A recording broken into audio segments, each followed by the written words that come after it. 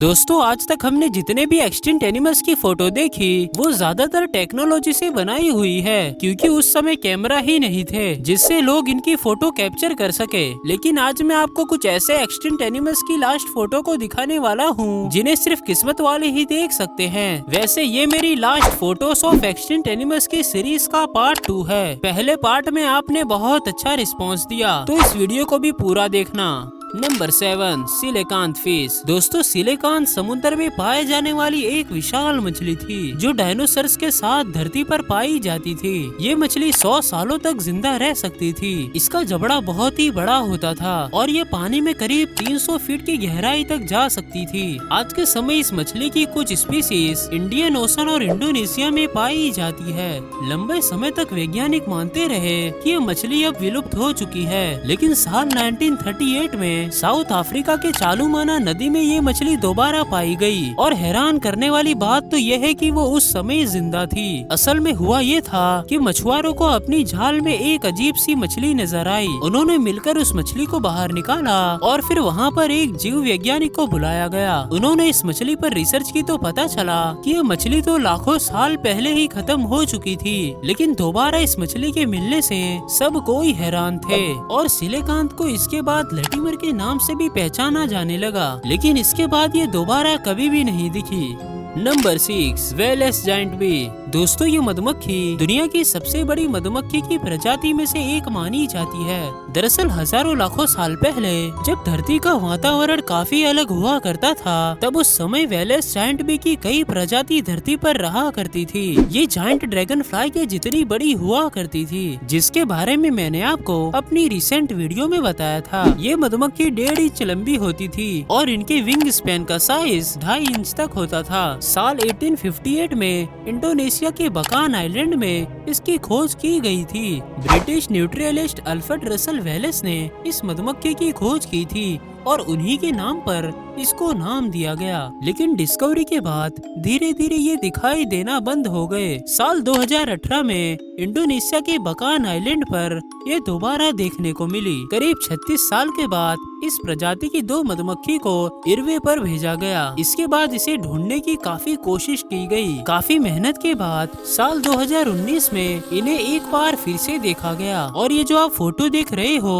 वो उसी लास्ट मधुमक्खी की है, लेकिन इसके बाद ये कभी भी दिखाई नहीं दिए। Number 5, 2 leg wallaby. दोस्तों वेलेबी और कंगारू को लेकर लोग काफी कंफ्यूज होते हैं, लेकिन मैं आपको बता दूं ये दोनों ही मार्सुपियल एक ही फैमिली को बिलोंग करते हैं। पर हाँ, वेलेबी का साइज कंगारू से काफी छोटा होता है। बहरहाल 2 लेग वेलेबी भी वेलेबी की एक सब स्पीसीज थे जो इस दुनिया के आधे से ज्यादा मार्सुपियल की तरह ही ऑस्ट्रेलिया में पाए जाते थे। वेल इन्हें 1846 में डिस्कवर किया गया था, लेकिन इंसानों के ऑस्ट्रेलिया में फैलने से 2 लेग वेलेबी की पॉपुलेशन 1920 तक हद से ज्यादा कम हो गई थी। वेल इनकी स्पीसीज को बचाने के लिए इस दुनिया के आखिरी 14 2 लेग वेलेबी को कैप्चर कर लिया गया था, लेकिन 10 तो कैप्चर करने के बाद भी मर गए और सिर्फ 4 ही जू में सर्वाइव कर पाए। और ये जो फोटो आप देख रहे हो वो इस दुनिया के आखिरी जू में मौजूद 2 लेग वेलेबी की है, लेकिन इसकी भी 1939 में मौत हो गई।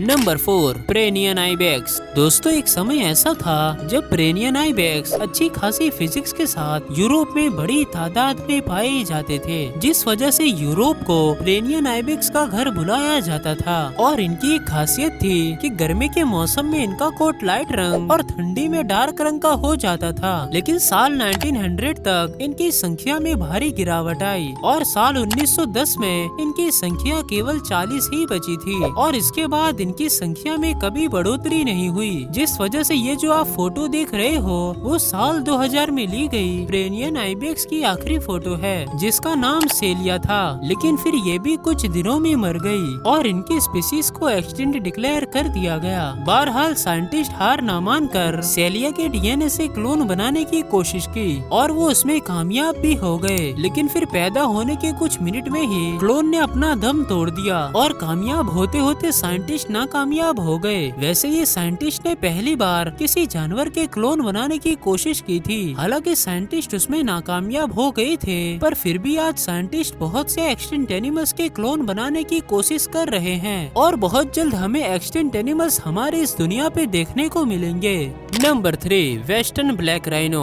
दोस्तों, आज के समय हमें राइनो की कई प्रजाति जंगल में देखने को मिलती है, लेकिन ब्लैक राइनो वो प्रजाति है जो दुनिया से हमेशा के लिए मिट चुकी है। वैसे भारी भरकम शरीर वाले इस जीव को दरअसल 2011 में ही विलुप्त घोषित कर दिया, क्योंकि साइंटिस्टों को इनके एक भी सदस्य नजर नहीं आए और कहते हैं कि इनके विलुप्त होने की सबसे बड़ी वजह हम इंसान हैं, जिन्होंने भारी मात्रा में अपने फायदे के लिए इनका खूब शिकार किया। राइनोज माना कि आकार में काफी बड़े होते हैं, लेकिन वो इतने शातिर नहीं होते कि खुद का बचाव कर सके। बस इसी बात का फायदा उठाकर अचानक ही इंसानों ने इन जीवों का हद से ज्यादा शिकार करना शुरू कर दिया और इनके कीमती सींग को काले बाजार में बेचा गया। कई दवाई भी इनके सींग से बनाई गई और इस बात में तो कोई शक नहीं कि राइनो के सींग से बने पाउडर किसी भी जहर को काट सकते हैं। सिविल वॉर के दौरान राइनो के सींग से कई हथियार भी बनाए गए और इसके लिए इन्हें भारी मात्रा में मारा गया। और जो ये आप फुटेज देख रहे हो, ये ब्लैक राइनो की आखिरी यादें हैं, जिसके बाद इन्हें भी एक्सटिंक्ट डिक्लेयर कर दिया गया।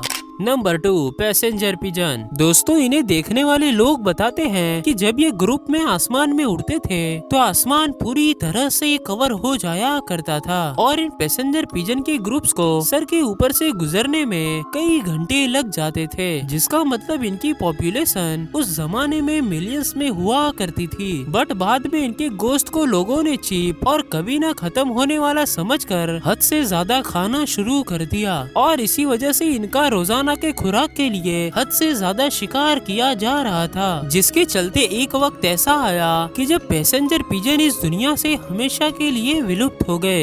ये है पैसेंजर पिजन की आखिरी फोटो, जिसमें आप मार्था नामी फीमेल पिजन को देख रहे हो, जो कि अपने स्पीसीज की लास्ट मेंबर भी बताई जाती है और इसने भी 1940 के आने तक इस दुनिया को अलविदा कर दिया।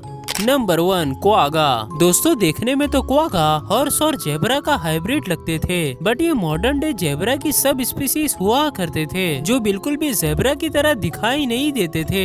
इनके बॉडी में यूनिक तरह का स्ट्राइक पैटर्न हुआ करता था, जो इन्हें जेब्रा से देखने में काफी अलग बनाता था। दोस्तों, ये सिर्फ और सिर्फ साउथ अफ्रीका के रीजन में ही पाए जाते थे, लेकिन अचानक से जब डच और ब्रिटिश कॉलोनी ने इनका बहुत ज्यादा शिकार करना शुरू किया तो ये 1878 में दुनिया से खत्म हो गए। और ये क्वागा की लास्ट फोटो है, जो एम्स्टर्डम जू में ली गई थी। लेकिन जब ये फीमेल 1883 में मरी तो जू वाले ने सोचा कि क्यों ना दूसरा क्वागा मंगवा लिया जाए, बट उन्हें ये पता नहीं था कि ये तो 1878 में ही दुनिया से खत्म हो गई थी। वैसे इनका क्रॉस ब्रीड करवा कर दोबारा दुनिया में लाने की कोशिश की जा रही है। दोस्तों, उम्मीद करता हूँ कि ये वीडियो आपको अच्छी लगी होगी। अगर अच्छी लगी तो इस वीडियो को एक लाइक करके हमारे चैनल को सब्सक्राइब कर दीजिए। जाते जाते बस मैं इतना कहना चाहूँगा कि अगर हमने एनवायरनमेंट को बर्बाद करना बंद नहीं किया तो हमें आज के समय के जानवर की भी आखिरी फोटोज देखने को मिलेगी।